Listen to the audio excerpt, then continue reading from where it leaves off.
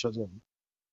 అది ఎందుకంటే నాకు సుబ్రహ్మణ్య భారతి గారి అచ్చమెల్లె అచ్చమెల్లె పోయం గుర్తొచ్చింది. అదేంటంటే, ఇల్లేమో దూరం, అసలే చీకటి గడాంధకారం, చేతిలో దీపం లేదు, దారంతా గోతులు లోయలు, కానీ ధైర్యమే ఒక కవచం. ఇది తమిళ్లో కొంత నేను చెప్తాను, దీన్ని కరెక్ట్ అయితే మళ్ళీ సార్ మీరు కరెక్ట్ చేయండి. பாதையோ இருட்டு,